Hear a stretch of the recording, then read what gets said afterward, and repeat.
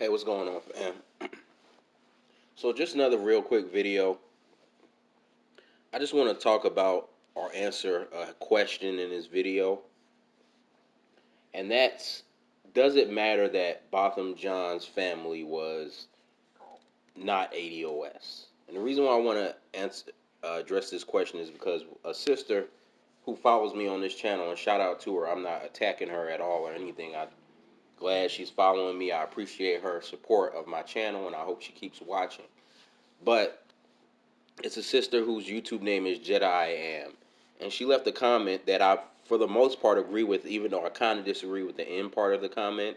And that's what inspired me to make this video. Again, this video, or let me just emphasize, this video is not going to be like an attack on her at all. I'm just using her comment. But this is really for all my ADOS people, because I kind of addressed this in another video. And I kind of just want to get this out, get this topic out the way. Um, and just give some of my views. And of course, if you guys agree or disagree, leave comments and we can talk about it. Maybe, depending on the comments, I might make another video about this. But uh, without further ado, let's go ahead and read her comment. So, the way those black people acted in that courtroom set a very dangerous atmosphere for black people in this country. They're basically saying they can kill us and there won't be any real punishment. Those courtroom antics were deliberate and orchestrated by white supremacy. And the fact that the family isn't ADOS makes it that much worse because they're in our country undermining our fight for justice. Now, let me say I agree with that statement pretty much all the way. I agree with pretty much everything she said in that statement, except the one part where she said the fact that the family isn't ADOS makes it that much worse. And that's where I want to, like I said, I wanted to title this video, does it matter that Bothem Jean's family is not ADOS? Because when she says this, the fact that the family isn't ADOS makes it that much worse. My question is, does it really? Does it really make it that much worse? If the family was ADOS and they did this same exact thing, would it be less dangerous for black society that they put on those displays if they were ADOS? Now, again, I get the sentiment. Don't get me wrong when I say this. I get the sentiment about, that's why I made my Pan-African versus ADOS videos. I get the sentiment about how immigrants will come over here and disrespect us and disrespect our struggle. And it is that much worse because not only are you disrespecting our struggle, but you're someone who's benefiting off the black American struggle, and yet you're not even a black American.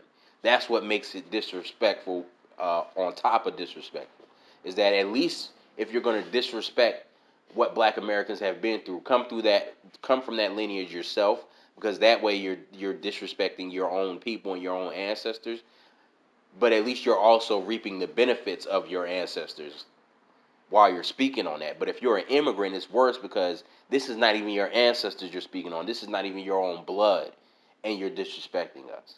So I get that in a lot of cases, and I agree in a lot of cases. It is extra offensive in a lot of cases for immigrants, especially black immigrants, to disrespect our struggle or do harm to our movements.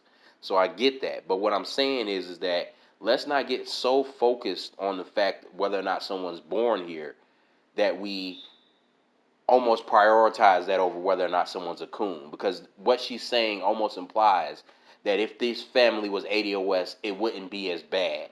And it is as bad. Like a case like this, where you're up here hugging the killer, that is as bad. Also, let's not forget, other ADOS families have done this. The families of Dylan Roof, who are ADOS families, at least for the most part, I'm not going to say all of them were, but for the most part, most of them were ADOS families that were the families of the people who were shot in the Mother Emanuel Church.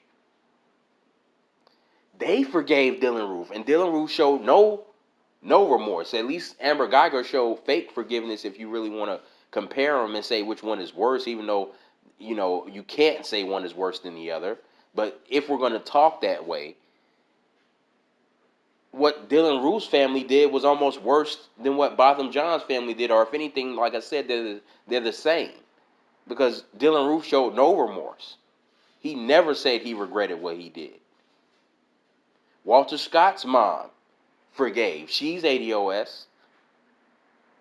So again, the only reason why this is not meant to be a long video or a long discussion. My thing is again, ADOS family. Sometimes I think we need to be careful because sometimes we get so caught up on whether or not someone's born here and whether and how that plays into their actions that it's almost like we're saying it's okay to be a coon if you're ADOS. It's okay to undermine reparations because you don't. Do you know how easy it is for the white supremacists to get an ADOS person, a person of ADOS lineage, to speak against reparations if they're gonna cut them a little check? Half the people that are speaking against reparations are of ADOS lineage. There's this Bernie Sanders coon, Bree Joy Gray. At least as far as I know, she's a ADOS.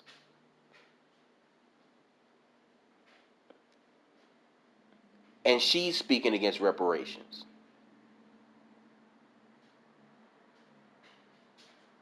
Um, what's that senator's name? Those I want to say I forget his name. Damn, John Conyers or whatever his name is. There's two senators. Damn, well, I spilled blood in Selma. Oh yeah, John Lewis and Clyburn, Jim Clyburn. Those are ADOS, and those Sambos are speaking against, have spoken against reparations or don't speak out for reparations. They're part of the Congressional Immigrant Caucus, the Congressional Coon Caucus. It's not all immigrants in there. It's a bunch of ADOS people in there. Auntie Sambo Maxine, who sits up here and hollers and screams about impeachment, but don't say a word about reparations or a police accountability bill.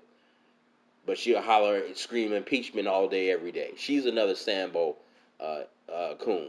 So does it mean that we can't hold these people accountable because they're ADOS? Even though they're damaging us because they're up here in office, they are the primary black people who could be pushing our agenda and fighting for us. And they don't speak up for us. Like I said, Coon Clyburn, who was ADOS, he spoke against reparations in favor of some 2030 plan that helps poor whites and everybody else. So again, that's all I wanted to say, fam. Is again, let's not, because look, even though some of these attacks we can't stop because the white supremacists are and the Sambos and the Pan Sambos, the Pan African, the fake Pan African Sambos, they're all against us. Speaking of Pan Africans, a lot of people in Cobra, a lot of Pan Africans that I've personally debated with, I know they're ADOS, and again that proves to me that Pan Africanism is a fraud because it is people of ADOS lineage that have been carrying Pan Africanism for the longest. But because of that, most of the Pan Africans I've debated are ADOS. The ones who are speaking out against the ADOS movement, they're ADOS by lineage. Some of them are not. Some of them are immigrants, but a lot of them are ADOS.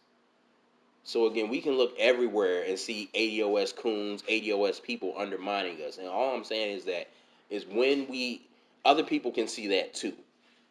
And so when it starts to get to the point where we're holding a double standard and we're being hypocritical, and the same things we're saying are justifications to go at immigrants for, we won't call out ADOS people for, or we won't admit that ADOS people show those same behaviors. Now we're playing into the hands of our enemies when they say we're xenophobic and we're a black version of a Trump. We're black Trump supporters and we're just these right wing wannabe racists and whatever. We play into that. We kind of prove our enemies right. We prove the Pan Africans right that our movement is not really about reparations. It's about hating immigrants, which is not about hating immigrants. That's what I've been saying to defend us, and that's what the ADOS movement constantly has to defend themselves against. Is saying that, hey, the movement is not against immigrants. It's not about hating immigrants. But at the same time, it's about no longer caping for immigrants because they do too much to undermine us and work against us, which I still agree with and acknowledge. So again, this is not a video of me coming out against the ADOS movement or me attacking the ADOS movement. I still ride with the movement. But again, I just want us to be careful and be fair and not be hypocritical. Because my personal opinion is that it would not have been more or less worse what was done in that courtroom if it was an ADOS person. Again, Judge Tammy the Mammy Kemp. She's ADOS. So again, family, I'm not trying to say that the ADOS movement is somehow wrong or something or whatever, or that we shouldn't be a part of it. So I know a lot of people, they have comprehension problems, so they'll take it to that extreme. But at the same time, I'm not just going to bow down and go along with everything, especially if I think it's something that's actually damaging our movement and damaging our goals, which is why I wasn't afraid to speak out against Marion Williamson. There's certain things that it's my responsibility, if I'm going to be part of that movement and I want to see it thrive and I see a pitfall, it's I think it's my place to speak up and say, hey, maybe we should rethink that way of thinking. And that's all I'm saying, fam. Tammy the Mammy Kemp is ADOS. I just gave you a list of all these other families and all these other black people who do things to undermine us and work against us, and they're ADOS. So it's not all art. Let me not say it's not just about, it's not always about where somebody's born and whether or not that's motivating them to be a coon. That's us being intellectually lazy and dishonest, where we don't really want to, we just want to be able to say, hey, in the ADOS movement, people who weren't born here are automatically coons, and people who are ADOS are automatically on our side, and that's not the case. And we all know better than that. But a lot of times we're not acting, or we're not talking like we know better than that.